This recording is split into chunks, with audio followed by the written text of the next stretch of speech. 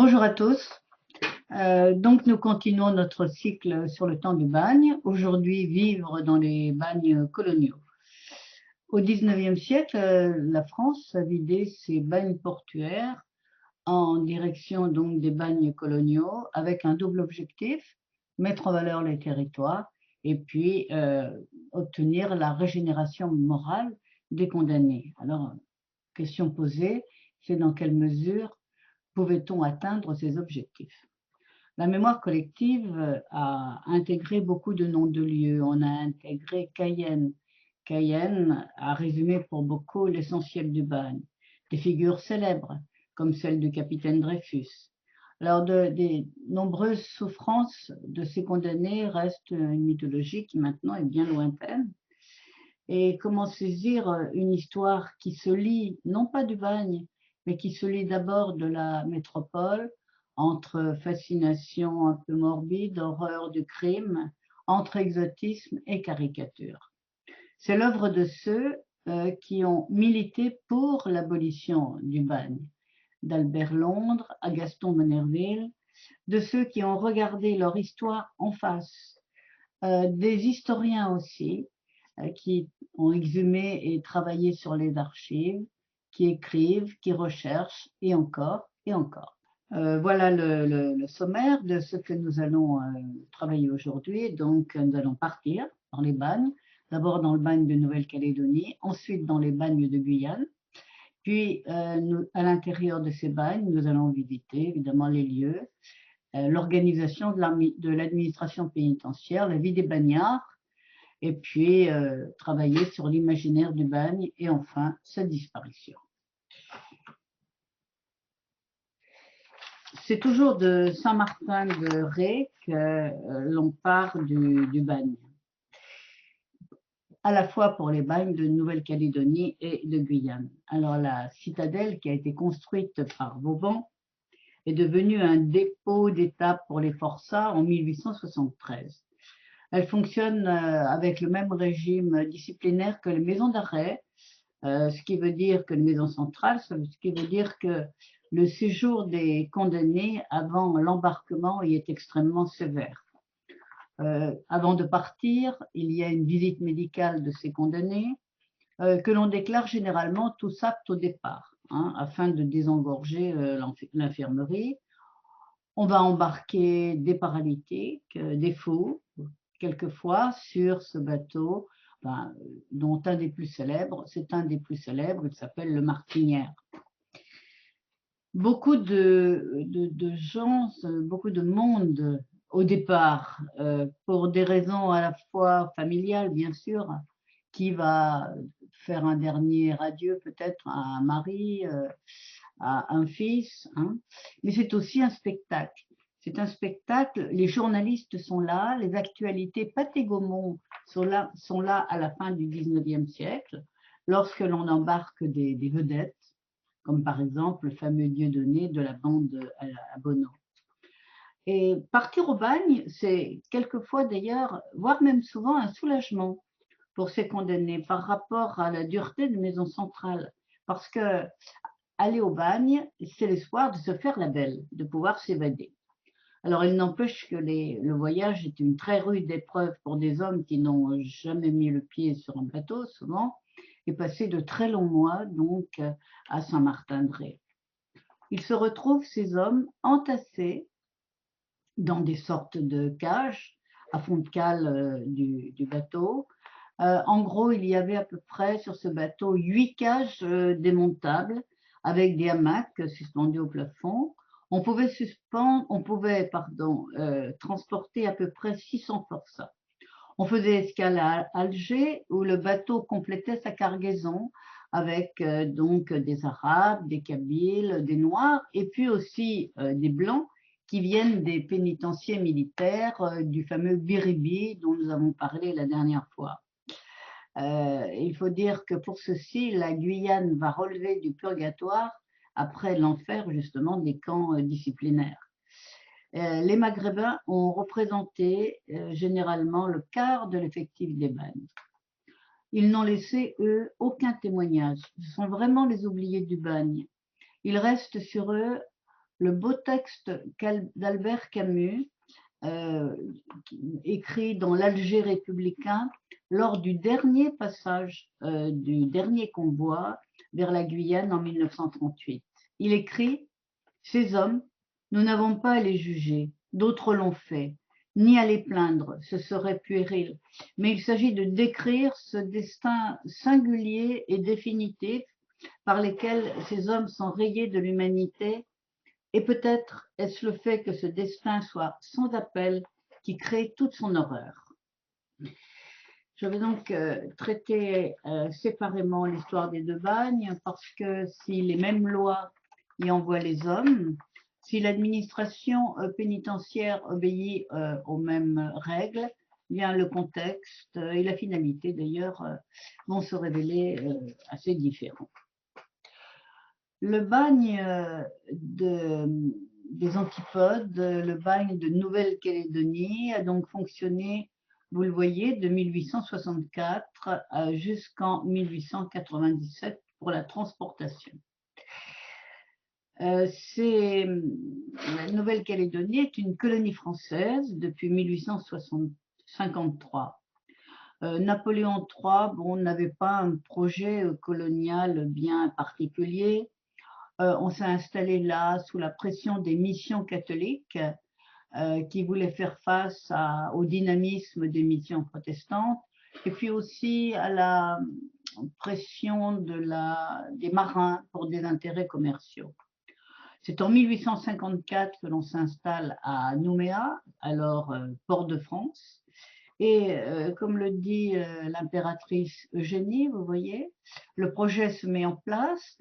Ne serait-il pas possible d'envoyer les condamnés aux peines afflictives et infamantes dans la Nouvelle-Calédonie, où le climat est magnifique, le sol fertile et qui manque de population? Là, on les emploierait à des travaux d'utilité publique et à d'autres ouvrages dont le produit leur serait abandonné. On ne peut mieux dire. Et en 1863, en raison de la très forte mortalité qui sévit au bagne de Guyane, l'idée est de faire donc de la Nouvelle-Calédonie une colonie de peuplement. Et y arrive le premier convoi en 1864, 250 forçats qui avaient mis très exactement 123 jours.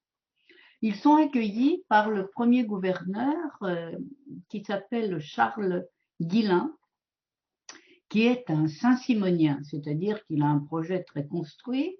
Il veut faire de la Nouvelle-Calédonie un théâtre d'expérimentation de sa théorie sociale, de réhabilitation du bagnat par le travail. Et il accueille ces forçats de la façon suivante. Ouvriers de la transportation, ouvriers. Vous êtes envoyés en Nouvelle-Calédonie pour participer à des travaux importants à exécuter. Dans la colonie, je vous y attendais impatiemment. Votre conduite ici peut faire oublier les funestes égarements. Mais autant je suis disposée à l'oubli du passé, autant je suis décidée à exiger désormais de tous le strict accomplissement du devoir. Et la Nouvelle-Calédonie va donc accueillir, vous le voyez, les catégories de condamnés donc, auxquels nous sommes habitués en vertu de la loi. On va accueillir 20 000 transportés en tout, sur l'ensemble. Les prisonniers de droit commun, vous vous souvenez, ce que nous avons dit lors de la première conférence, donc condamnés à plus de 8 ans, on reste donc dans la colonie. Condamnés à moins de 8 ans, on est condamné au doublage. À côté, alors évidemment, beaucoup sont morts avant d'être libérés et les autres auront de très grandes difficultés à trouver une épouse et puis à fonder une famille. Les relégués, les récidivistes, en fonction de la loi de 1885, qui ont généralement des peines plus faibles, mais qui sont condamnés à l'exil à vie. Et puis alors, ce qui fait, si j'ose dire, l'originalité de la Nouvelle-Calédonie, c'est l'arrivée donc de 4000 déportés, c'est-à-dire de prisonniers politiques. Il y a deux groupes très importants, les communards, c'est très célèbre, qui seront amnistiés en 1880, Et puis la centaine de Kabyles, arrivés en 1872, en raison de l'insurrection du Bachaga El-Mokrani, et qui resteront d'ailleurs, et dont les descendants, appelés les Arabes, vont devenir des citoyens français alors que les autres Kabyles restés en Algérie resteront, eux, sujets. C'est assez paradoxal. Pour ces déportés, par conséquent politiques, les plus nombreux iront, alors, les plus nombreux iront ici à l'île des Pins.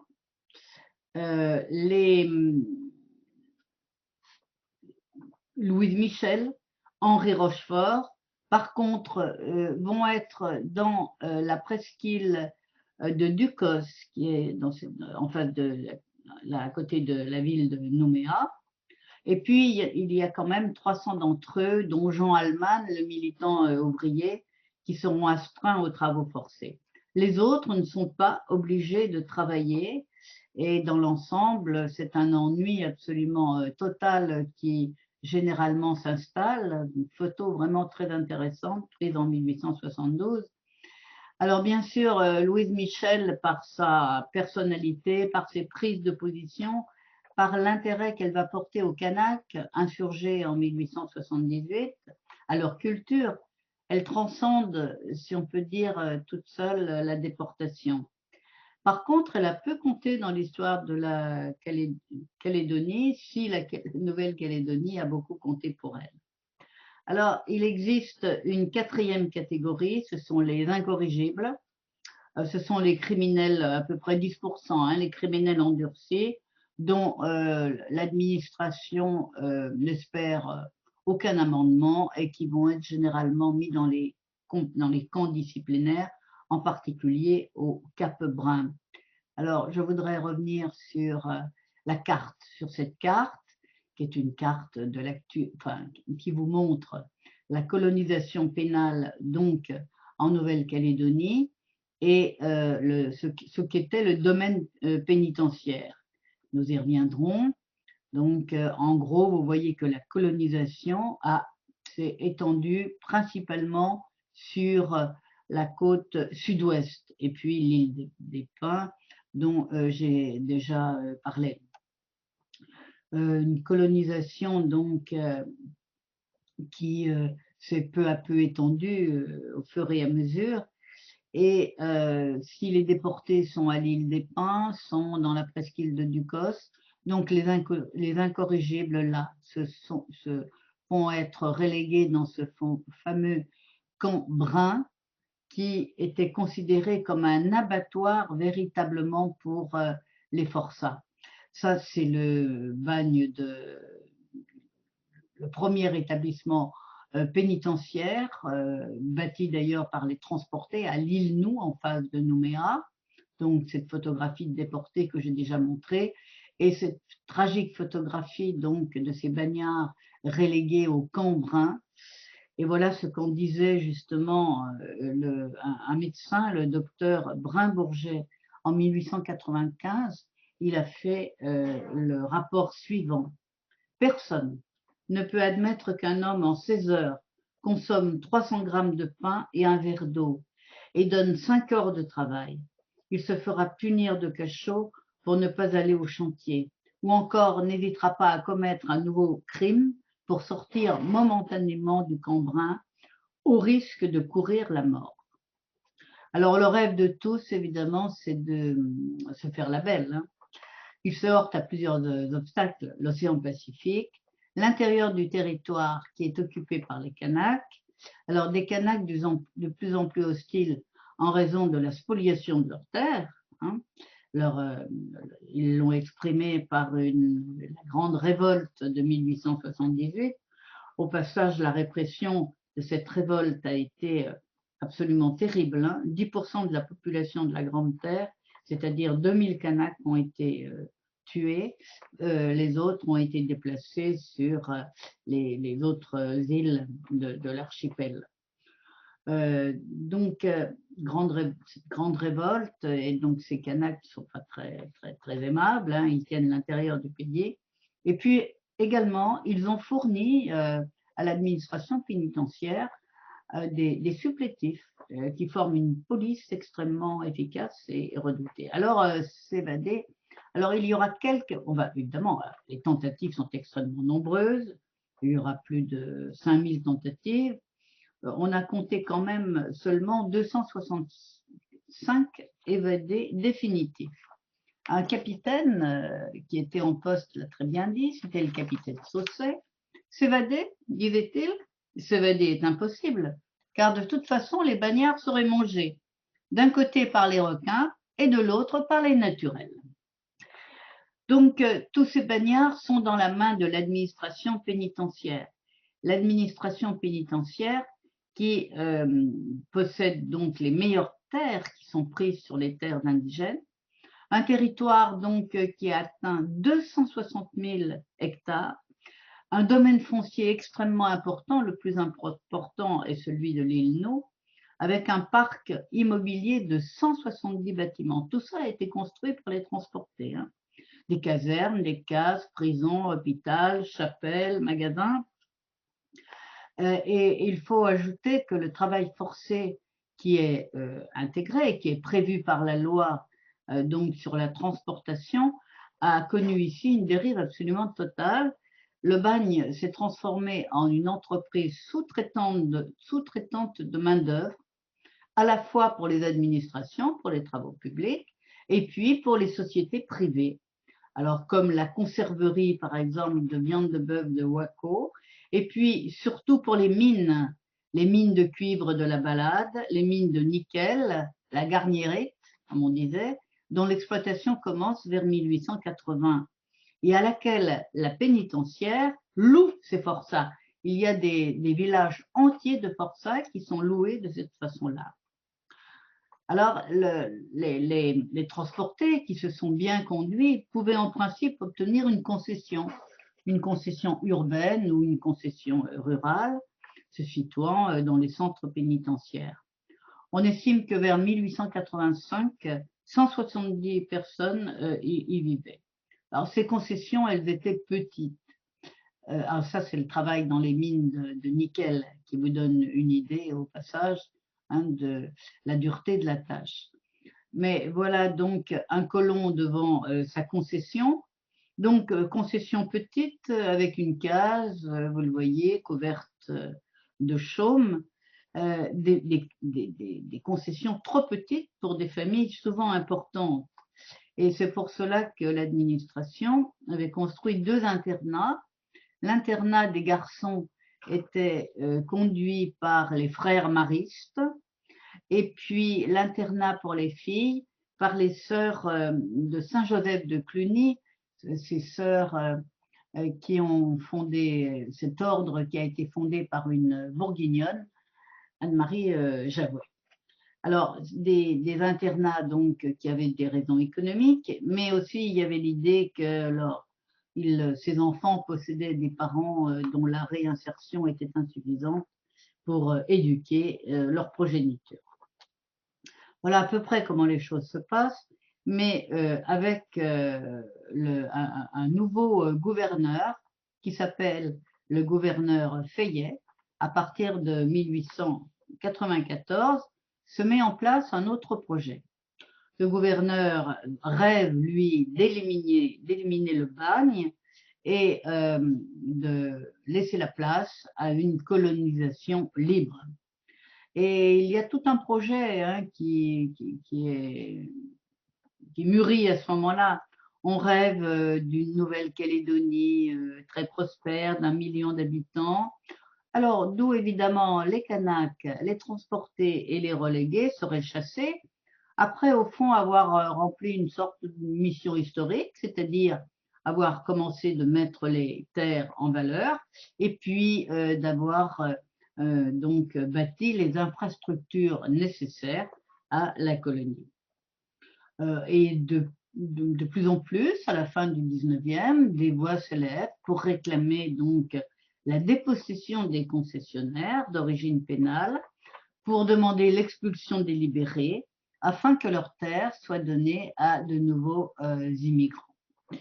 Parallèlement, et c'est assez intéressant de le souligner, dans la notice destinée aux visiteurs de l'exposition universelle de 1900, un journaliste, Jean Carroll, se félicite de la disparition prévisible de la race kanak.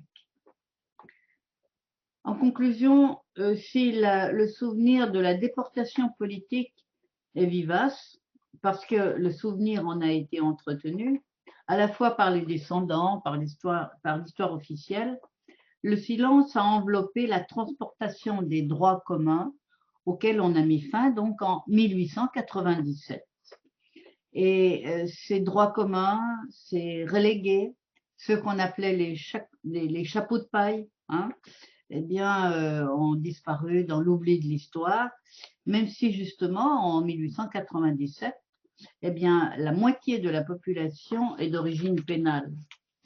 Alors, de fait, les Kanaks et les Bagnards n'ont pas su, au fond, qu'ils subissaient les mêmes contraintes, hein, et qu'une société nouvelle, du reste extrêmement composite, allait en surgir.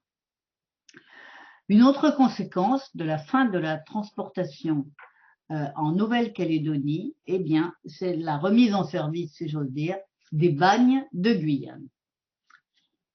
Alors, la transportation avait été suspendue en Guyane en 1866 en raison d'une mortalité absolument épouvantable, mais la Troisième République reprend ce projet de colonisation, à une plus grande échelle d'ailleurs que sous le Second Empire.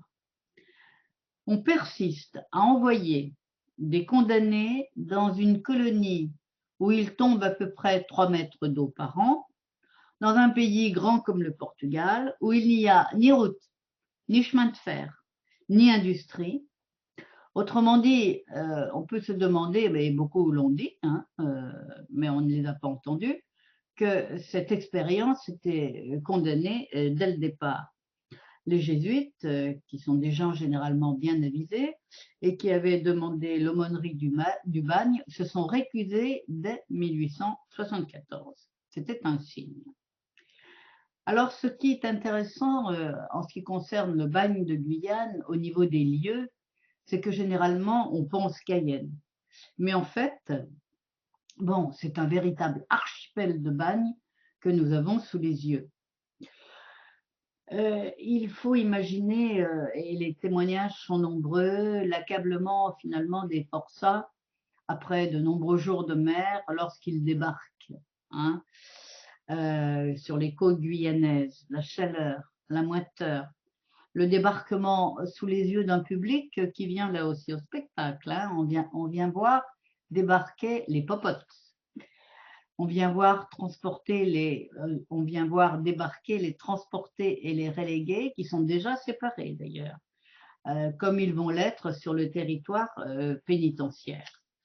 Alors, ce territoire est plus à l'ouest de Cayenne. Là, il est là, le nouveau territoire, même si Cayenne reste opérationnel. Ce nouveau territoire se trouve ici, au bord du Maroni, fleuve Maroni. C'est un fleuve qui sert de frontière avec la Guyane hollandaise, qu'on appelle maintenant le Suriname. Alors, on s'était déplacé là parce que des colons allemands qui s'étaient installés en Guyane hollandaise avaient bien réussi. Alors, on s'était dit, pourquoi pas nous? Depuis 1880, Saint-Laurent-du-Maroni a été érigé en commune pénitentiaire. Je reviendrai à cette carte, mais je vais vous montrer le plan de Saint-Laurent-du-Maroni. Voilà, la capitale du bagne. C'est la seule commune pénitentiaire de France. Alors, elle a ce Saint-Laurent-du-Maroni a un urbanisme parfaitement colonial, qui est d'ailleurs le fruit du travail des transportés, avec 2 univers côte à côte. On a d'une part l'univers carcéral, avec ici, vous le voyez, le camp de la transportation, hein. Et puis, tout à fait au sud, les concessions avec le marché, d'ailleurs au centre, ici. Donc, en gros, le quartier carcéral avec les casernes. Et puis, à côté, Donc, dans cette partie-là, on a le quartier d'une ville ordinaire, hein, d'une cité ordinaire, avec une mairie, avec une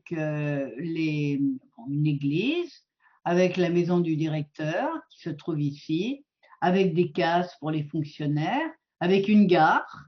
Donc voilà ce qu'est cette commune assez extraordinaire, cette commune, enfin dans son style, cette commune pénitentiaire. Je vais revenir maintenant voilà, à ce document-là, parce que nous allons inspecter, nous allons regarder les autres lieux du bagne. Alors, un autre lieu important, c'est donc Saint-Laurent, c'est Saint-Jean du Maroni. Alors, à Saint-Jean-du-Maroni, c'est le domaine de la relégation.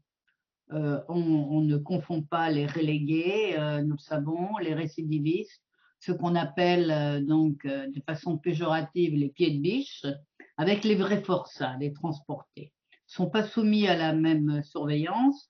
Au fil du temps, il faut bien dire que leurs conditions se ressemblent. Entre Saint-Jean et puis Saint-Laurent, nous avons la petite île Saint-Louis ici, qui est une île où on a regroupé les lépreux, hein, surtout après la fin du 19e. Et c'est là qu'ils terminent leur vie dans les conditions que l'on peut imaginer.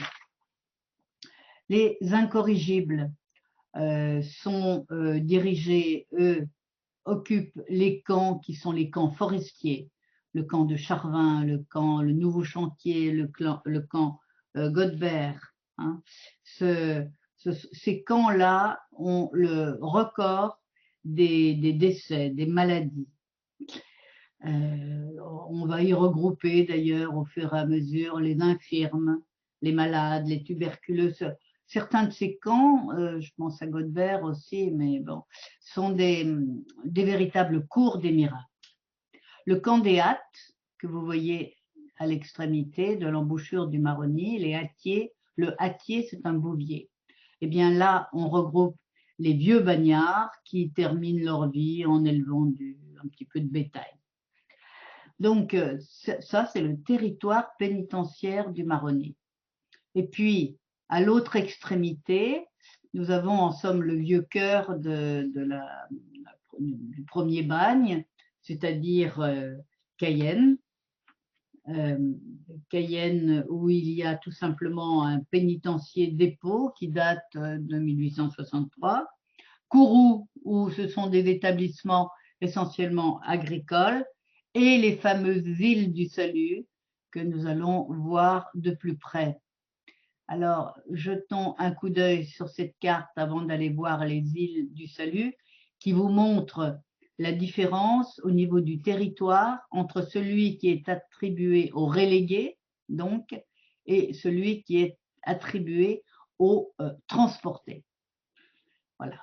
Donc, concessions en même temps, les concessions attribuées à des sociétés privées à côté des autres, à côté de celles qui sont publiques.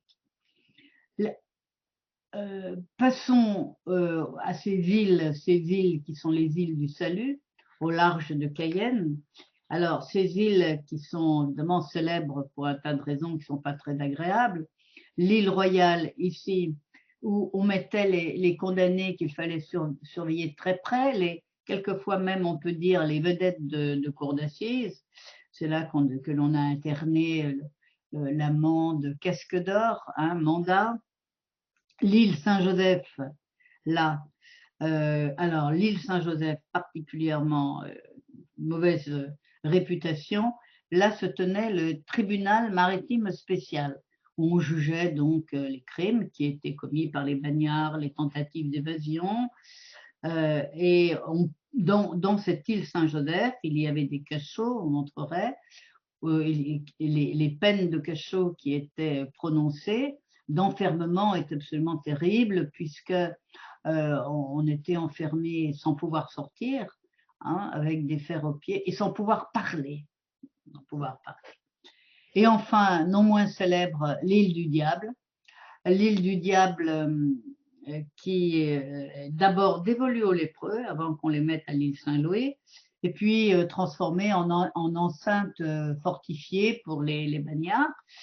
Et il s'agissait de mettre les gens qui étaient condamnés donc pour avoir porté atteinte à la sécurité nationale, des déportés politiques, donc comme Dreyfus. Alors une île particulièrement inhospitalière parce que au large de l'île, il y a des courants maritimes très violents et puis il y a des requins extrêmement attentifs et dévoués. Il faudrait ajouter à cet ensemble, voilà les cachots de l'île Saint-Joseph, hein, de sinistre mémoire, et qui constitue un témoignage assez tragique. Et il faudrait ajouter, voyez-vous, ce qu'on a dans ce territoire que l'on a appelé qui s'appelle le territoire de Lénini, eh bien, les lieux de détention des Indochinois en 1931, 400 détenus de droit commun et une centaine de détenus politiques ont quitté donc les maisons d'arrêt indochinoises, Saïgon, Hanoï, Pulo-Condor, pour rejoindre ce territoire autonome de Lénini. Alors, on avait comme ambition de créer une piste qui permette de rejoindre les postes de l'Interland guyanais, mais bon, la forêt a toujours eu le dessus. Alors, au territoire, au total, vous voyez que c'est un territoire immense, hein, un territoire pénitentiaire très important de 180 000 hectares, tout à fait autonome du reste de la colonie, cornaqué par une administration pénitentiaire, c'est elle qui va nous intéresser maintenant, très hiérarchisée. La vie du transporté, elle est dans les mains du législateur à Paris et d'un nombre absolument effarant de décrets, de lois. Elle est aussi dans la main de celle du gouverneur de Cayenne. Cayenne, c'est le chef-lieu, le gouverneur représente le président de la République. Mais le sort du bagnard, il est dans la main du directeur, donc, qui dirige le bagne. Et vous avez à peu près 250 kilomètres de forêt, de savane, de marais, entre donc Saint-Laurent du Maroni et puis Cayenne. Autrement dit, une très grande indépendance pour le dit directeur. Vous ajoutez à cela ce que je peux appeler la valse des directeurs. Je ne sais combien il y a eu de directeurs pendant tout le temps du bagne. Bon, peu d'entre eux ont fait des carrières qu'ils avaient envie de prolonger. Alors, l'administration pénitentiaire, vous l'avez ici caricaturé par un détenu dont nous reparlerons. Il s'appelait Francis Lagrange et il nous a laissé cet homme qui était, alors qu'il a eu une carrière, si j'ose dire, de bagnard absolument époustouflante. Il a laissé une série de croquis, de peintures, d'œuvres importantes du temps où il était au bagne, et puis après, à sa sortie du bagne, il a continué donc de produire un certain nombre de croquis et de dessins. Et vous voyez ici la façon, non sans ironie, sa façon de croquer le transport donc des surveillants. Ces surveillants que l'on imagine toujours, enfin on a l'image dans les yeux, de les voir silhouette à uniforme blanc avec le casque colonial et puis le gros revolver au côté. Bon, ces surveillants, il y en a à peu près 200, hein, il y en a à peu près 200 pour 5 à 600 fonctionnaires qui sont employés.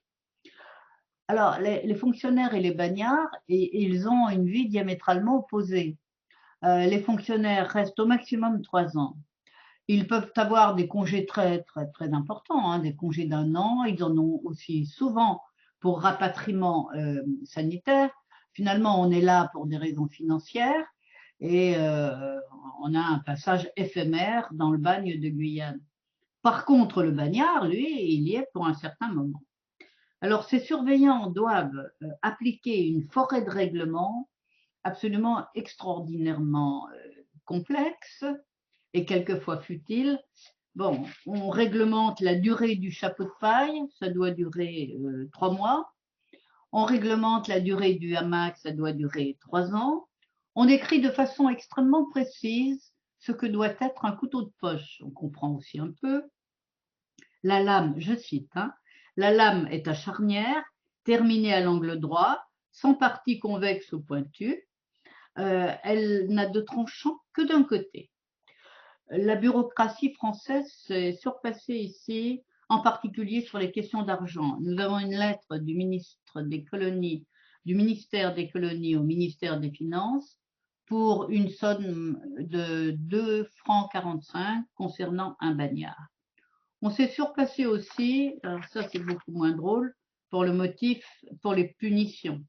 Les motifs sont variés et laissés à l'appréciation des surveillants. Je ne résiste pas à l'envie de vous donner quelques exemples de ces punitions. Voilà. Donc, fournir du pain à un homme puni, c'est 30 jours de cellule. Être convaincu d'avoir correspondu clandestinement avec sa famille, 30 à 60 jours de cellule. Avoir un chapeau non réglementaire, 15 jours. Ramasser, c'est celle que je trouve la plus jolie, ramasser sur les îles une des nombreuses noix de coco qui enjonchent le sol, 60 jours de cachot. Donc, voilà. Les peines les plus graves, par contre, relèvent du tribunal maritime spécial, dont j'ai déjà parlé, mais on condamne au cachot, on condamne aussi à mort. Hein. Il y a eu des exécutions, donc, dans les bagnes. Alors, les surveillants viennent des provinces françaises qui, généralement, fournissent beaucoup de fonctionnaires.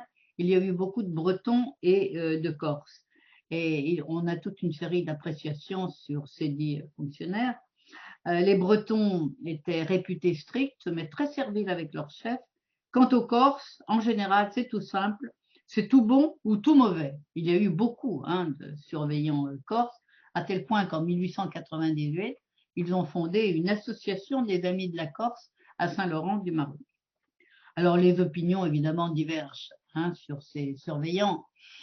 La douceur n'est pas leur qualité première. Il faut tout de même aussi penser qu'en principe, ils doivent faire travailler des communautés d'hommes habitués à la loi du milieu, dominés par des caïds, regroupés par des solidarités d'origine et surtout des hommes farouchement individualistes dans l'enfer du bagne. Hein. Soit en gros 2000 condamnés en cours de peine et 1000 relégués.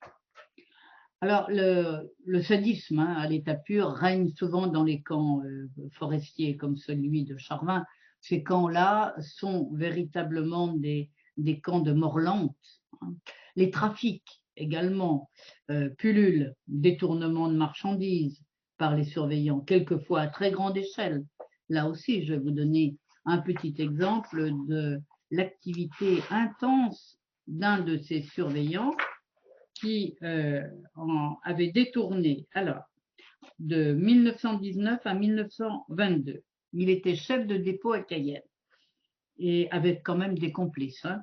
Il avait détourné 2 millions de morceaux de savon, 1100 chemises en coton, 277 vareuses de laine, 1055 pantalons de toile grise, 94 hamacs, 282 couvertures de laine, 536 souliers et 306 peignes, ce qui lui avait rapporté un assez joli magot, parce que naturellement il les revendait, avant qu'il soit dénoncé par un forçat. Donc il y a tout cela, tout ce climat, on imagine, de corruption, de violence. Alors ces forçats, ils sont tous répertoriés et fichés dans les moindres faits. C'est les relégués et les transportés, donc nous savons qu'ils ne sont pas dans les mêmes lieux.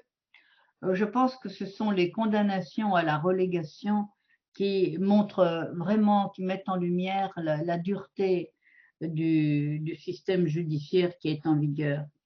J'aurais pu vous citer une multitude de cas, comme celui dont je vais très rapidement parler, les récidivistes, comme le dénommé Achille Gabriel.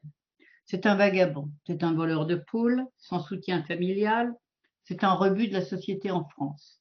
Il est jugé bon, alors après de petits méfaits, pour les Guyanes, parce qu'on le catalogue comme robuste. Il est parti en 1902, il avait 35 ans. Il est mort à Saint-Laurent-du-Maroni 10 ans après. Jugé comme incorrigible en métropole, est-ce qu'il aurait pu devenir un colon vertueux en Guyane? Les relégués sont classés suivant un système censitaire, et ceci dès leur départ de la France.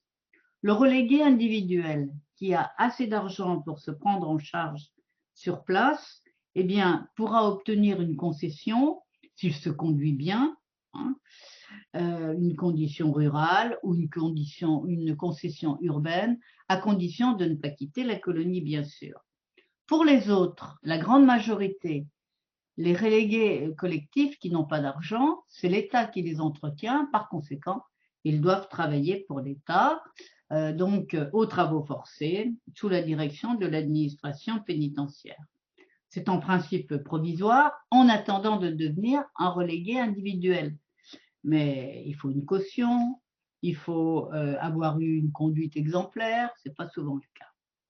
De toute façon, quand on est relégué individuel, on ne peut pas aller travailler à Cayenne, là où il y a justement du travail, ni dans les environs, parce qu'on n'en veut pas, hein, parce qu'on n'en veut pas.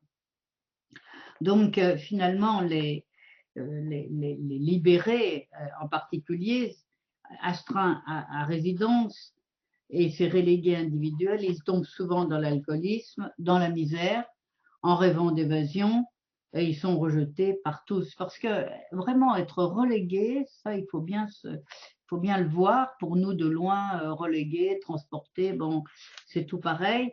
Pas du tout. Le relégué, c'est celui qui porte un stigmate, hein. Le bagne a sa hiérarchie, et elle a sa hiérarchie non seulement dans les lieux, mais elle a sa dans les lois, dans les lieux, mais elle a sa hiérarchie dans la tête de l'administration pénitentiaire, et également, voire même des médecins, hein. Le voleur, bon, c'est quelqu'un qui ne sera pas amendable, hein, voilà, il est au banc de cette société. Alors, les transportés, eux, quand ils arrivent, ils sont aussi divisés en catégories. Il y a divisés en catégories qui dépendent souvent de leur métier, de leur comportement et de leur durée de peine. Regardons un petit peu ce que sont ces relégués et ces transportés tous ensemble ici dans ce tableau qui a été fait avant de revenir donc aux transportés. Bon, d'où viennent tous ces forçats? Il faut quand même souligner la grande part des Maghrébins, hein, en dehors de la métropole. Il faut souligner le fait que ce sont des manœuvres, des ouvriers agricoles ou des ouvriers tout court. Il faut souligner que le chômage fournit évidemment la quantité de forçats. Il faut souligner aussi la faible instruction, leur faible instruction généralement, et puis des délits qui, vous voyez, bon, en grosse majorité le vol, le meurtre beaucoup moins, hein, et puis les incendies volontaires, les viols, les escroqueries, faux Moyen-Âge, proxénétisme, etc. Autrement dit, tous ces gens dont je suis en train de parler, eh bien, c'est une armée de la misère, hein, c'est une armée de prolétaires dans une société rejetée par une société qui est hantée par le spectre de la commune, qui a eu très peur, hein, de cette commune. C'est un élément tout à fait essentiel. Et puis aussi une société où il y a beaucoup de laissés pour compte en raison de l'industrialisation qui devient très, très importante et qui rejette sur le pavé des gens qui ne sont pas suffisamment aptes à trouver leur place. Donc, récidivistes et puis également transportés. Alors, dans les transportés, vous avez de nombreuses catégories.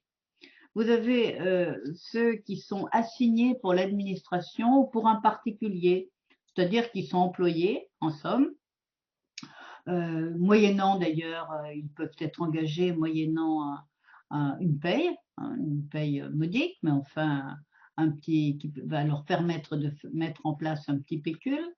Et ceux qui ont le plus de chance, c'est ceux qu'on va appeler les garçons de famille. Notre Francis Lafarge, là, nous a croqué un garçon de famille qui est en train de pousser donc une jolie petite jeune fille de fonctionnaire sans doute. Et ce qui est amusant, c'est que bon, ce forçat, on lui fait confiance, c'est un forçat. Alors, garçon de famille, c'est très très important, c'est très prisé. On peut être, ce sont des planques. On peut être, par exemple, alors là, un autre exemple de croquis qui nous vient droit du bagne, c'est un fonds que l'on a appelé le fonds en lettres majuscules LK. On ne connaît pas très bien celui qui en est à l'origine. C'est un fonds qui nous donne énormément de caricatures. On pouvait être, par exemple, maître d'hôtel, et l'accent est mis avec ironie sur les compétences particulières de ce maître d'hôtel.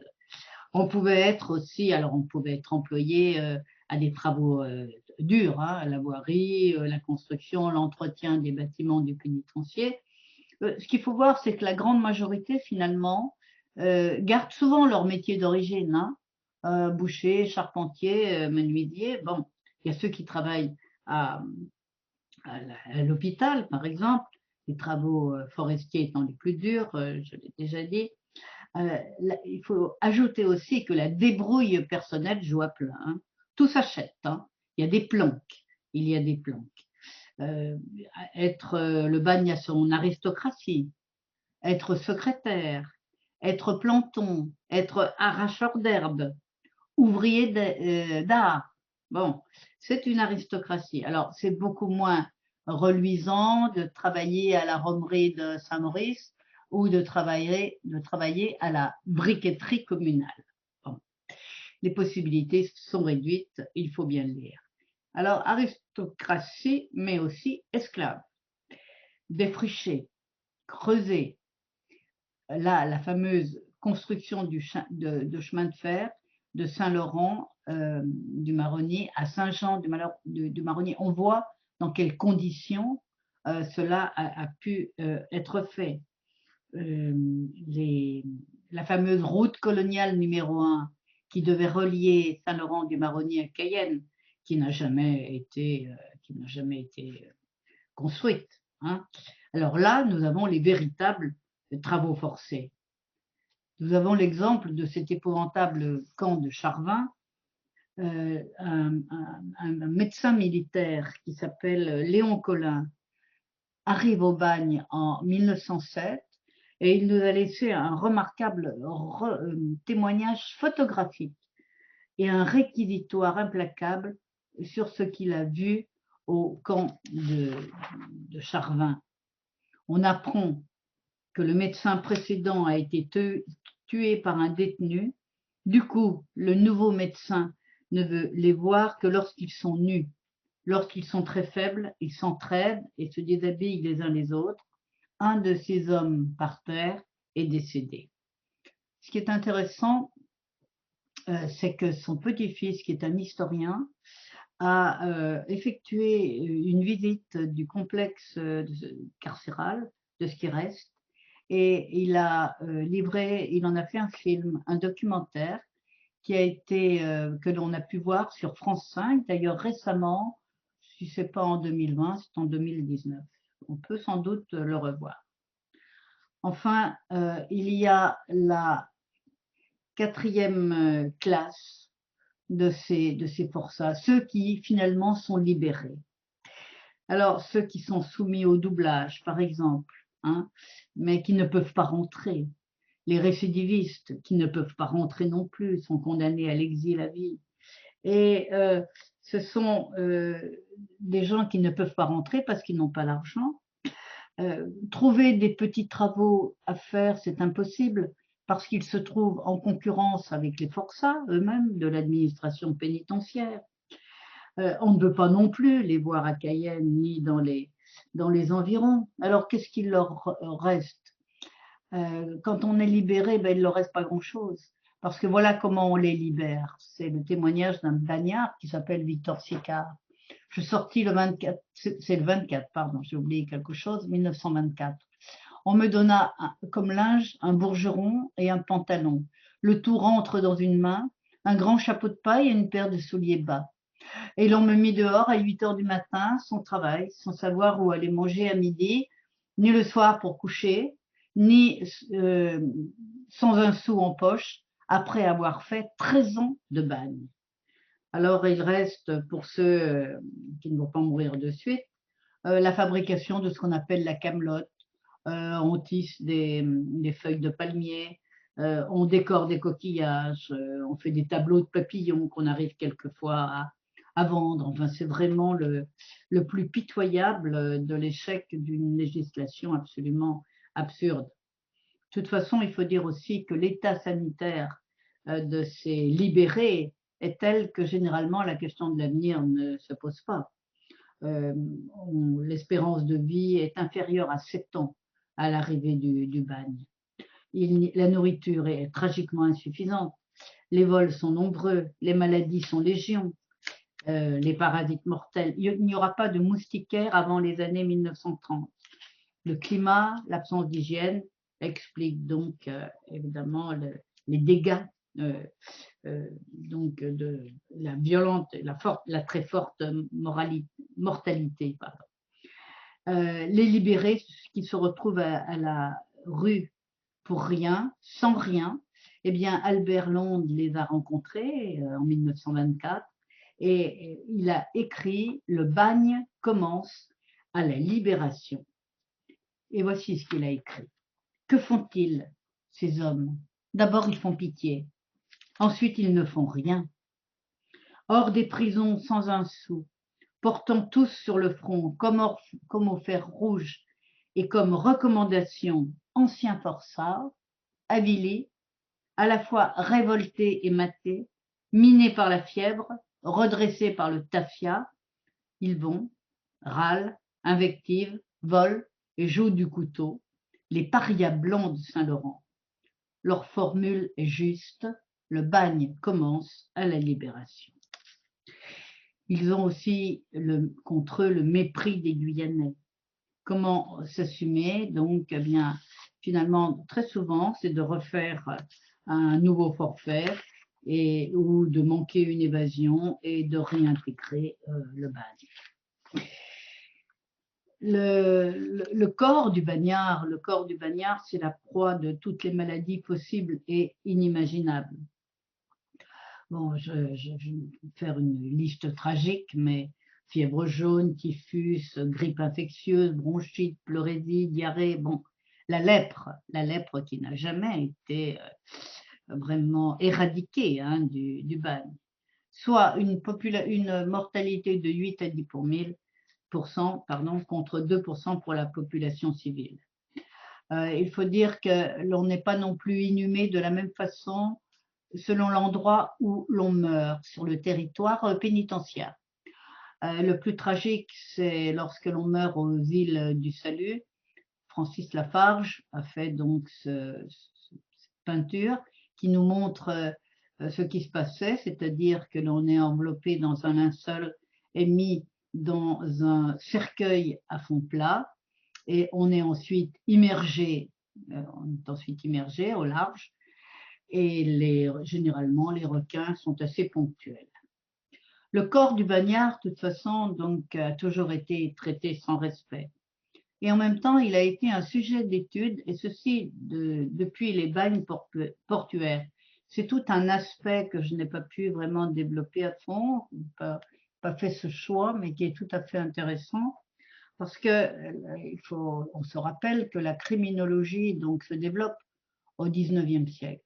Et il y a tous les travaux de Bertillon, entre autres, qui postulent la possibilité de distinguer chez les criminels des caractéristiques physiques qui leur seraient communes, la base du crime, les signes de dégénérescence. On distingue d'ailleurs, c'est de cette façon-là qu'on distingue le relégué. On estime qu'il a des tares morales, hein, et physiques, du transporté, parce que le transporté, c'est le criminel par impulsion, hein. Et à leur entrée au bagne, le bagnard est mesuré dans une salle spéciale sous toutes les coutures. Ce corps du bagnard, il est à lui tout seul. Vous le voyez ici, un manifeste. Alors, un manifeste parce que, bien sûr, le bagne a toujours été le lieu des tatouages. Alors je vais quand même là aussi vous en citer quelques-uns parce que le corps du bagnard, c'est un manifeste, un palimpseste quelquefois, et puis un manifeste. Et vous avez ici ce bagnard particulièrement décoré qui porte presque tout l'ensemble des signes que l'on affectionnait. Alors, en général, ça va du cœur avec la flèche à Nini pour la vie, hein, bon. Et puis, le bagnard se donne des surnoms à côté de ce cœur, et il signe ainsi le Charlot de la Maube, le Fouinard de la Villette, le Bibi de Sébasto. Bon, et puis, il met sur sa peau l'amour qu'il porte aux gendarmes, mort aux vaches. Il y a aussi le fameux pas de chance. Alors, le fameux pas de chance, le fatalitas, hein, ça c'est vraiment important, c'est l'idée qu'il y a finalement sur le bagnard une sorte de fatum un peu à l'antique. S'il est là, ce bagnard, c'est parce que le destin, d'une certaine façon, l'a voulu. Ce bagnard qui a quelquefois beaucoup d'humour, hein. Il y en a un qui a écrit sur son pied droit, j'en ai marre, sur le pied gauche, moi aussi. Je voudrais terminer aussi par parler du bagnard intrinsèquement politique, hein, qui avait très exactement agrémenté sa poitrine du mausolée de Lénine à Moscou. Et puis, juste avant la Seconde Guerre mondiale, il y en a un qui était cinéphile averti et qui s'était fait tatouer sur le corps le portrait de ses vedettes favorites. Alors, on pouvait voir Marlène Dietrich, Greta Garbo, etc. Alors, j'ai l'air de sourire, hein, mais nous sommes en face d'une véritable mythologie, là. Ce corps du bagnard, ce malheureux corps du bagnard, c'est un corps qui est violenté. C'est un corps qui est affamé. Manger, je l'ai déjà dit, c'est quand même l'obsession. Il y a tout un trafic à ce niveau-là. La nourriture est insuffisante, et en qualité et en quantité, sauf pour les caïds, hein, les chefs de bande qui règnent par la terreur, et le jour et la nuit.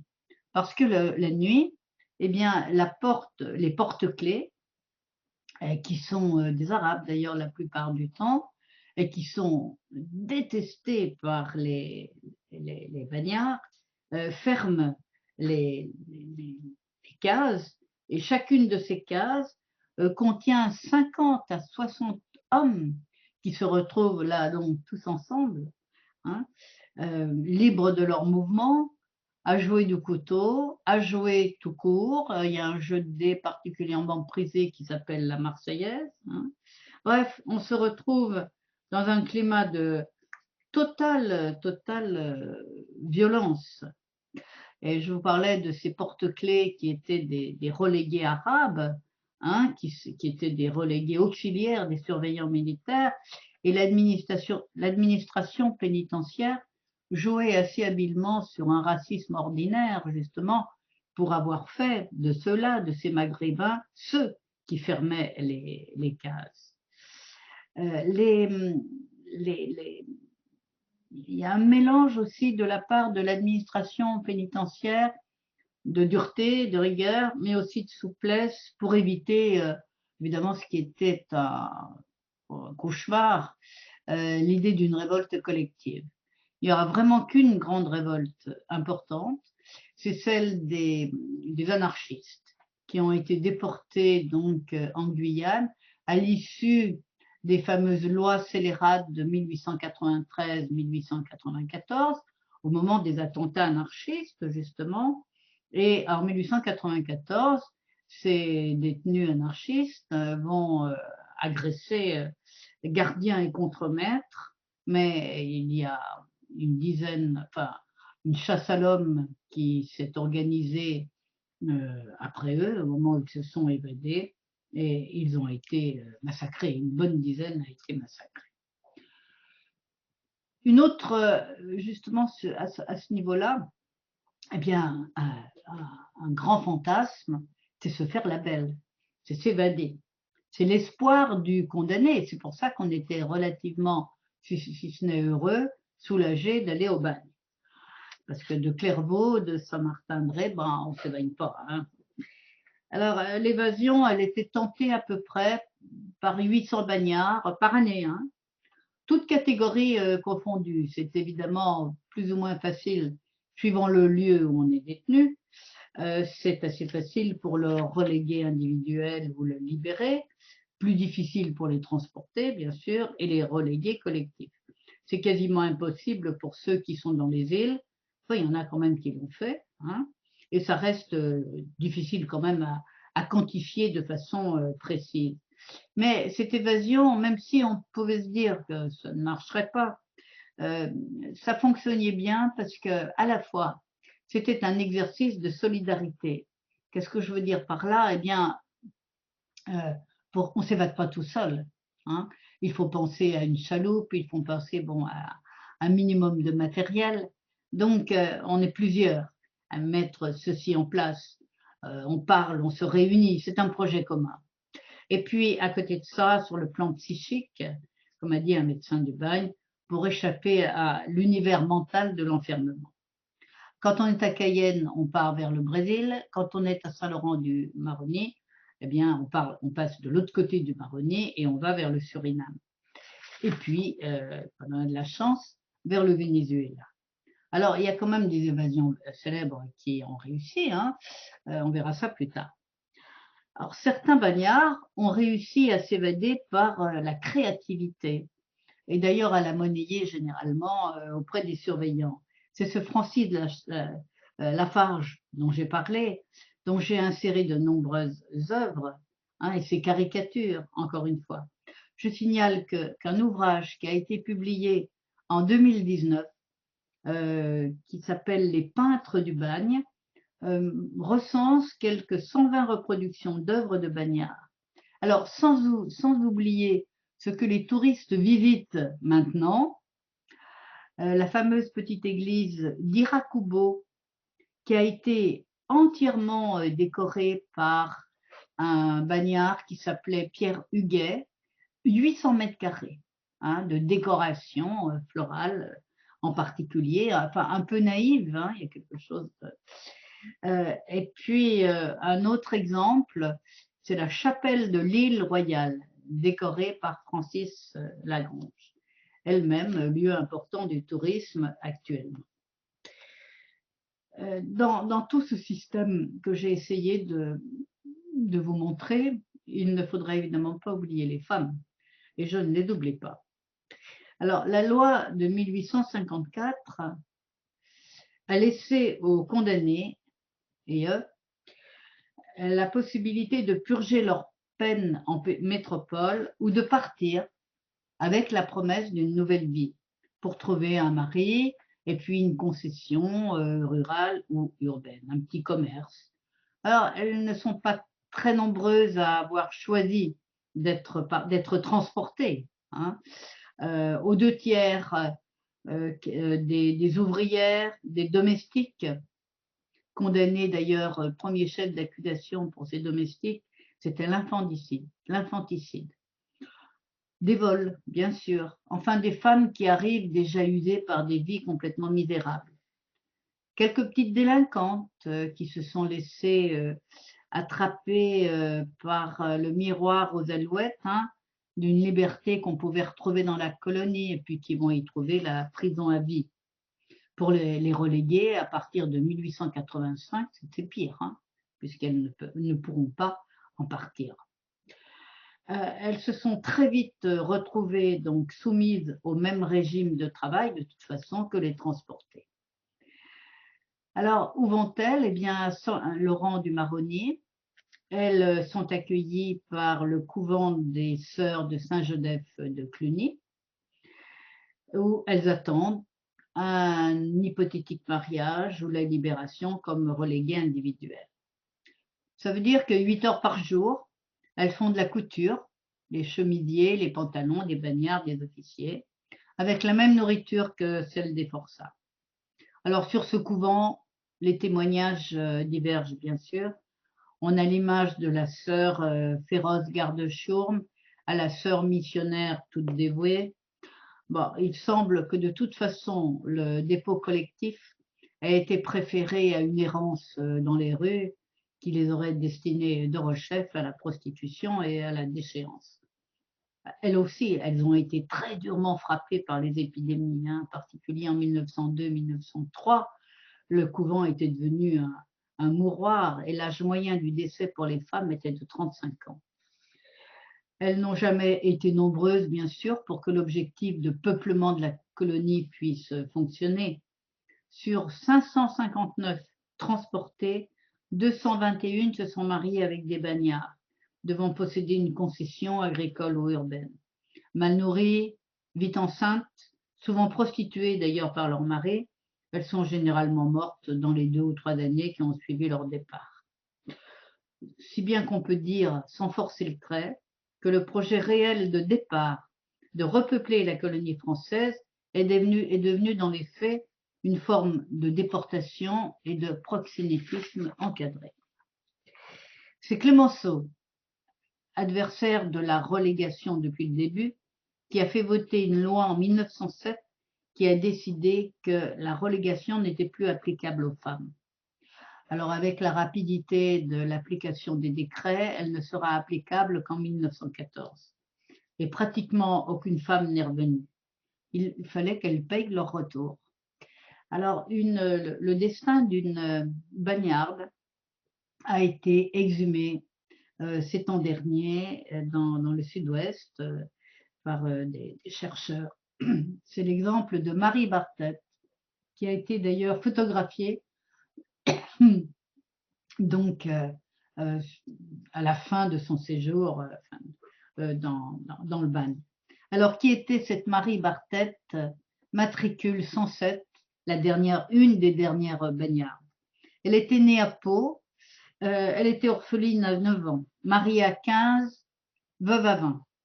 Placée et rangée comme bonne à Bordeaux, elle est devenue très vite ce qu'on va appeler une délinquante d'habitude.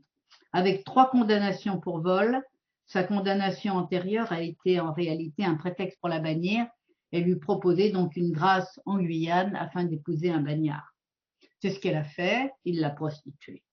Or, l'intéressant, c'est que Albert Londres l'a rencontrée et a pu l'interviewer. Une fois qu'elle a été relevée de la relégation, eh bien, elle n'a pas eu l'argent pour partir. Et en 1938, elle est morte toute seule à l'hôpital de Saint-Laurent, oubliée évidemment de la métropole comme la majorité des condamnés. Parce que de la métropole, on se refuse à voir la réalité du bagne. On ne le voit que sous l'angle de la mythologie, de l'exotisme et de la caricature. Entre utopie et hypocrisie, on prétend toujours se préoccuper de relever la moralité des condamnés. Alors, à titre d'anecdote, mais parce que ça vaut vraiment la peine à ce niveau-là, en 1915, le directeur de l'administration pénitentiaire, de la tertiaire, comme on disait, envoie des recommandations de lecture qui ne manquent pas de sel. On proscrivait les romans populaires, Fantomas, on imagine bien, les romans immoraux, le journal d'une femme de chambre, ceux qui avaient des titres suggestifs, la chambre d'amour, les amants en révolte, ça pouvait donner de fâcheuses idées. Mais on pouvait lire Mes prisons de Silvio Pellico, ah oui, d'actualité. 3 mois sous la neige d'un dénommé Porchat qui faisait partie de l'Académie française, bien oublié. La neige en Guyane, c'était un doux rappel. On pouvait lire aussi Tous les naufrages, comme ça c'était dissuasif, et parce que ça ne mangeait pas de pain, les livres de Walter Scott.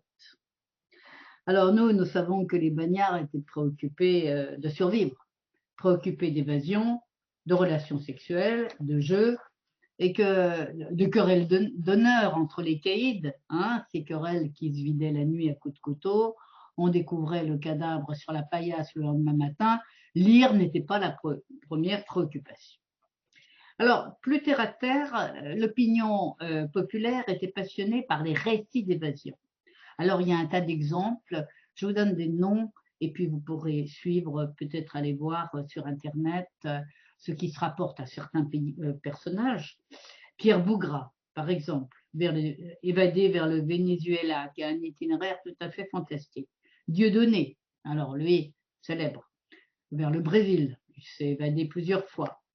Ce que j'appellerais bien des bidonnages, comme le papillon d'Henri Charrière, hein, que nous évoquerons ultérieurement. Des évasions qui ont mené à des rédemptions. Il y a celle de Raymond Vaudet, un évadé de Saint-Laurent qui a rejoint les forces françaises libres, où sa très belle conduite a permis au général de Gaulle de le réhabiliter. Il a fini ses jours à Kourou et, anecdote non moins intéressante, au moment où le centre spatial a investi le site de Kourou, il a créé un restaurant qui était extrêmement coté et ses fils ont pu commencer de belles carrières en Guyane. On se perd un peu en conjoncture sur l'affaire Duez. Monsieur Duez, qui était un comptable qui avait escroqué de pas mal d'argent. Il avait été chargé de liquider les biens des congrégations. Bon, c'était un escroc.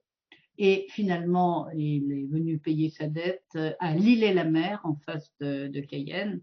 Et cet homme, il avait transformé sa concession en véritable jardin. Sa femme était là, ils avaient l'air de vivre heureux. Albert Londres l'a rencontré. Il avait une chaloupe, il aurait pu acheter des complicités. Il est resté là jusqu'à la fin sur son lopin de terre. C'est la même chose, par exemple, du destin de Manda, dont j'ai déjà parlé, cet Apache, l'amant de Casque d'Or, qu'on croyait doté d'une âme indomptable, et puis qui est mort à Saint-Laurent-du-Maroni, dans la misère, sans avoir jamais essayé de se faire la belle. Alors, pour tout cela, pour l'évasion, hein, eh bien, le bagnard, vu depuis la métropole, et a toujours été, depuis Balzac, Genessu, Victor Hugo, Zola, une figure de légende. D'un côté, la littérature populaire, elle use du bagne pour tirer des larmes aux citoyens. Vous savez comme moi que les citoyens adorent les comptes rendus d'assises, aiment bien le frisson du crime et du châtiment en même temps. Et c'est la célébrité de Vidocq. Vidocq qui a eu de nombreux enfants.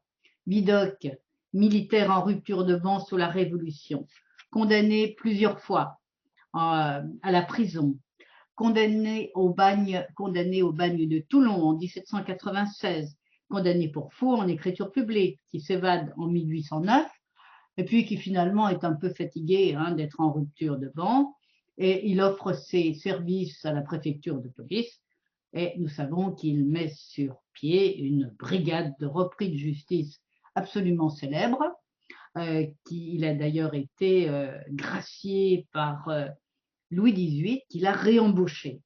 En 1833, sous la Restauration, il a mis en place la première agence de police privée, vraiment inusable. Hein.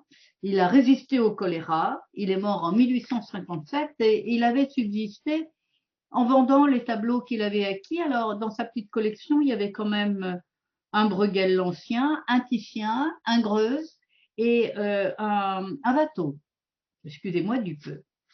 Alors, ces mémoires se sont arrachées. Elles ont fait florès au XIXe siècle comme au XXe, sans compter les films, du parlant au muet, jusqu'aux séries télévisées. dans les années 67 et 71. Que dire de Chéri Bibi, créé par Gaston Leroux en 1908, et de son prolongement en BD. Et que dire alors du fameux Pépillon, Venosé, du livre d'Henri Charrière, 20 millions d'exemplaires en 23 langues, et le succès du film éponyme avec Steve McQueen et Dustin Hoffman en 1973. Bon, il était de parents instituteurs, devenu petit proxénète jugé pour crime en 1931, condamné par les assises de la Seine au bagne à perpétuité. Il arrive en 1933, réussit parfaitement sa deuxième évasion en 1944, s'installe au Venezuela et devient propriétaire d'une maison de jeu. Sa fin de peine est effective en 1967. Il a passé 2 ans à écrire son histoire, Papillon, accepté par un éditeur parisien. En un éclair, il est devenu l'auteur à la mode, aux deux extrêmes idéologiques de la presse littéraire. On lit dans les lettres françaises, sensationnelles. Si l'on me demandait de choisir entre Charrière et Saint-Exupéry, c'est Charrière que je répondrais. Ce livre est un bon livre.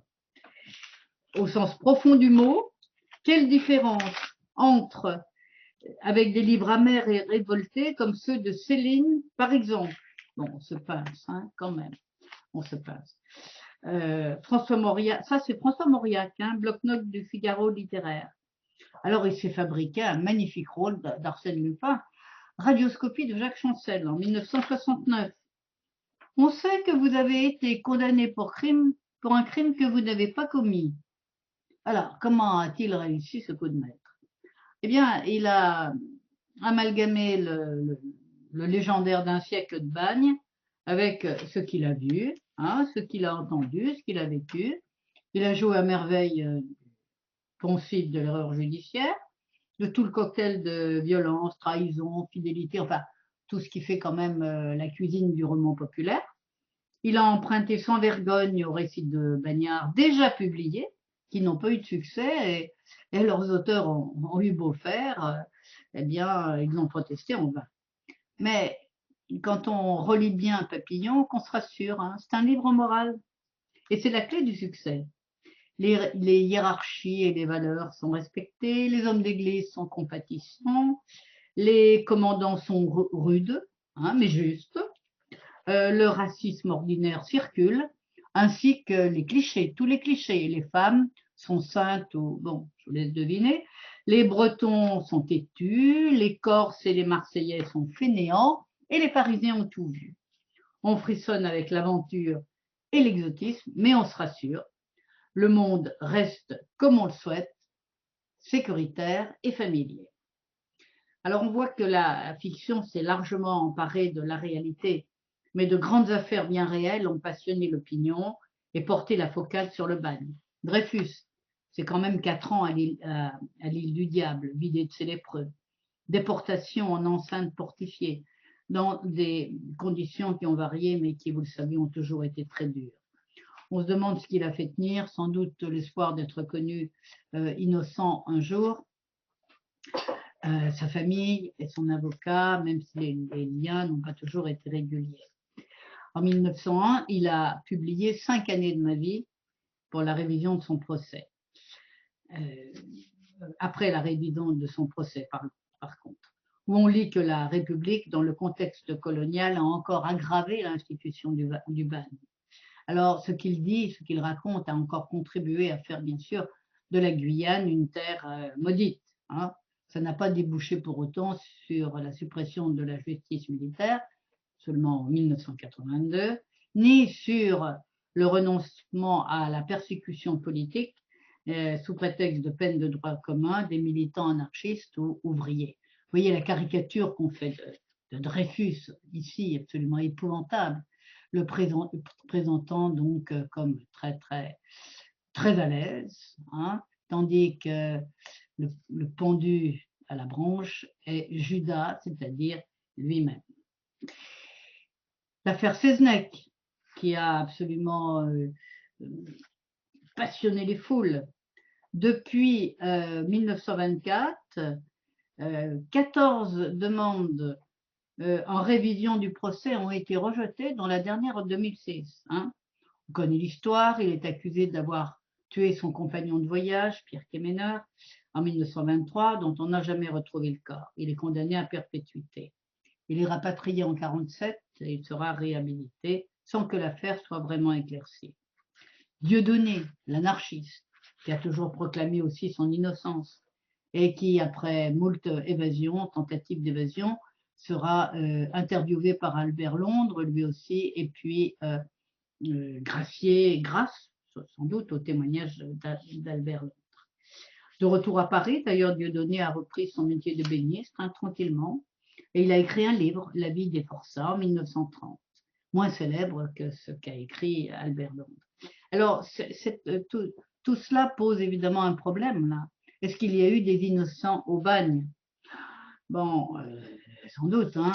Mais il y a une affaire qui est antérieure à ce que nous traitons ici, mais qui est intéressante parce que géographiquement, elle se passe en Bresse.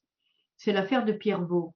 Pierre Vaux, qui était l'instituteur de Longe-Pierre, condamné au bagne à perpétuité en 1852. Il arrive au bagne en 1885, 1855. Il était rendu responsable d'une série d'incendies dans sa commune. Il était surtout détesté parce que c'était un instituteur progressiste, hein, avec des idées républicaines. Alors on avait pourtant mis la main sur le vrai coupable, qui n'était autre que le cabaretier du village, mais le procureur général a toujours refusé la révision. Il n'était pas question de ramener en France quelqu'un qui avait des idées subversives. Sa femme et ses 4 enfants l'ont rejoint en 1861. Il ne sera réhabilité qu'en 1897. Et sur sa tombe, à Ille-et-la-Mer, on peut lire « Si j'ai Pierre Vaux, il est allé demander justice à Dieu ».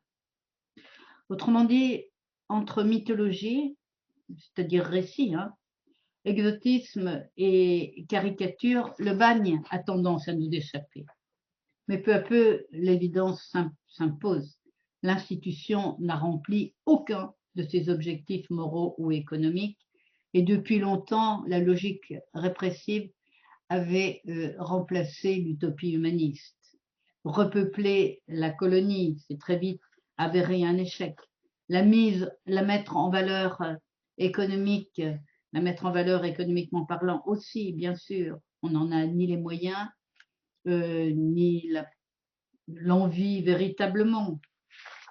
Les concessionnaires ont dû très vite abandonner leurs concessions parce qu'ils subissaient les vols d'ailleurs des autres bagnards, parce qu'ils n'avaient pu qu'amasser un petit pécule et que finalement ils n'arrivaient pas à employer de façon efficace ce petit pécule, et qu'avec cet argent, eh bien, mieux valait se faire la belle que d'entretenir une concession.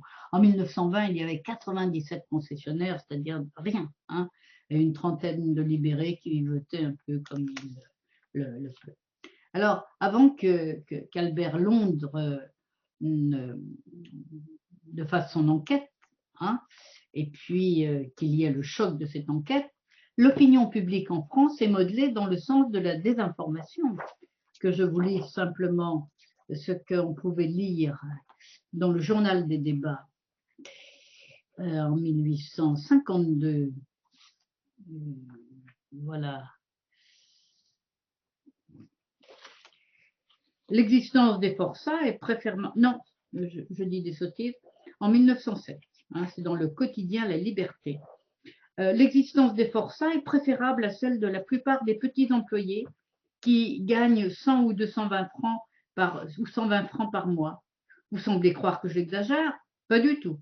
Les forçats n'ont aucun souci, pas de travaux fatigants à exécuter, je dirais presque pas de travaux du tout, et la plupart d'entre eux jouissent à la Guyane d'un bien-être qu'ils ignoreraient complètement en France.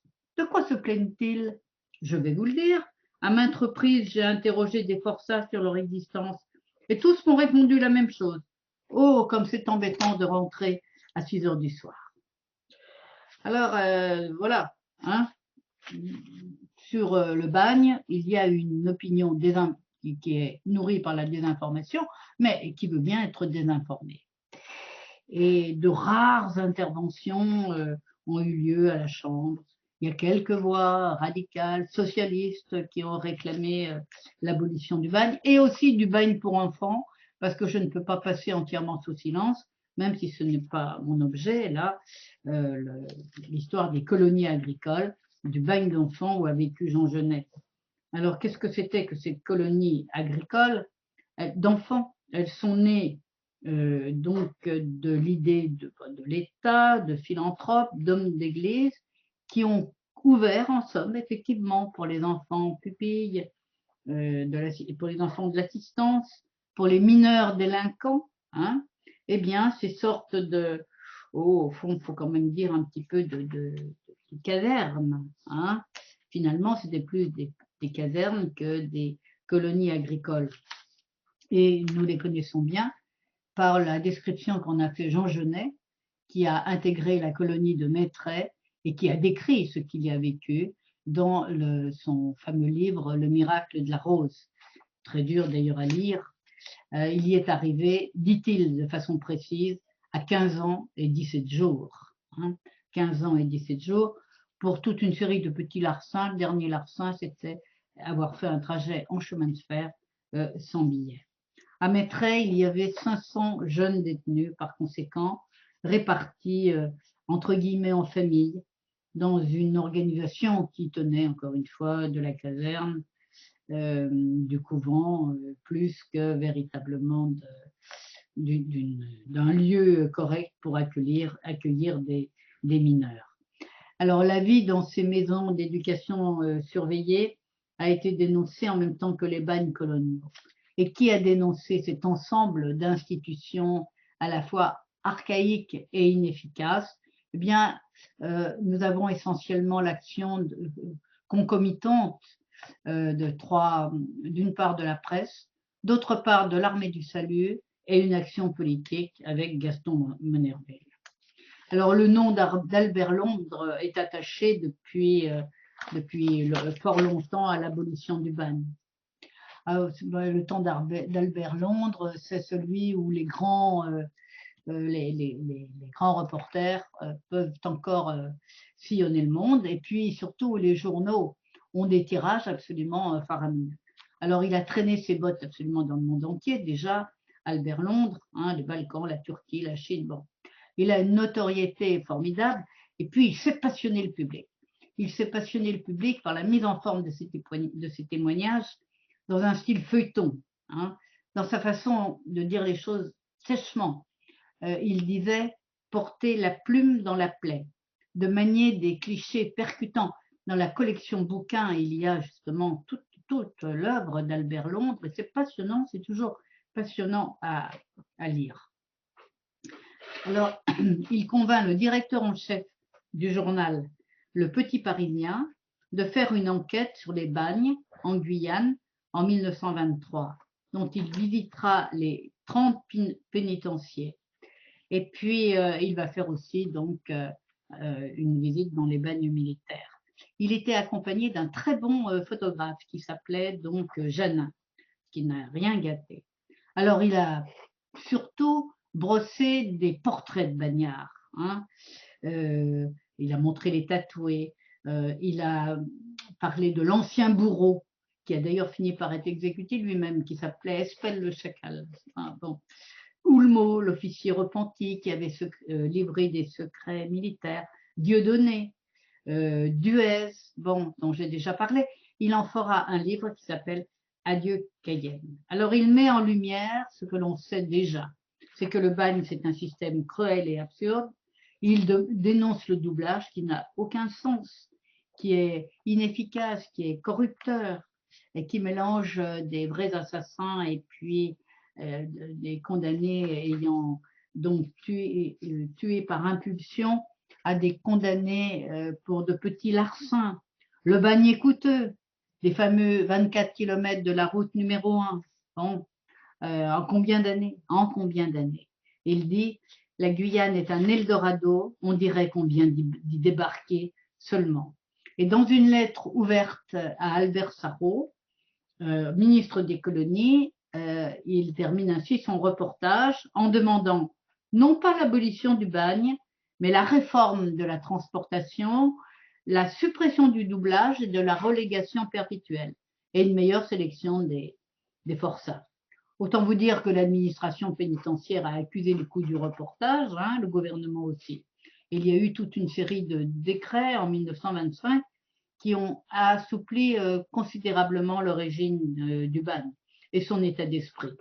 On n'en était plus finalement à exterminer petit à petit le forçat. Alors du coup, l'administration pénitentiaire, elle s'est fermée, hein, aux enquêtes possibles de journalistes et d'avocats. Mais l'impulsion est donnée. Et il y a d'autres journalistes qui vont venir. Il y a Henri Donjou, il y a Marius Lariec, etc. Et puis aussi, la presse internationale s'en est mêlée. La presse anglo-saxonne en est très vertement critiquée. La presse sud-américaine, la presse allemande, on va finalement se trouver au centre d'une véritable foire d'empoigne de critiques qui vont fuser en direction du bagne et qui vont déstabiliser quelque peu l'administration pénitentiaire. Deuxième intervention qui va ébranler le bagne, c'est l'œuvre de Charles Péan, qui est un salutiste. Et avec l'armée ce jeune salutiste obtient l'autorisation de mener une enquête en Guyane, hein, la porte s'était ouverte avec Albert Londres, et de mettre en place surtout des centres d'aide pour les libérés. Il était très choqué lui aussi par la situation de doublage et par la situation misérable des libérés. Il a obtenu la possibilité de mettre en place des dispensaires seulement 5 ans après. Il a réussi à faire donner des emplois à ces bagnards afin qu'ils puissent amasser un peu d'argent et qu'ils puissent payer leur retour. Et certains, 600, ont pu le faire de 1937 à 1939. Il a mené une action parallèle en métropole avec des livres, dont Terre du bagne de Charles Péan, avec une préface d'un journaliste de l'Humanité, Pierre Hamp. Et à la différence d'Albert Londres, lui, il réclame clairement la fermeture du bagne. Il insiste en même temps sur un autre élément, le manque de respect de la France pour la Guyane elle-même. Et ce qui manquait, c'est-à-dire l'appui politique qui avait été recherché par Albert Londres, accentué par Charles Péan, est rendu possible par l'élection comme député de la Guyane de Gaston Monnerville. Ce qui bloquait d'ailleurs vers l'abolition du bagne, c'est le Sénat. Le Sénat bloquait la situation parce qu'il y avait en son sein de nombreux soutiens au maintien du bagne.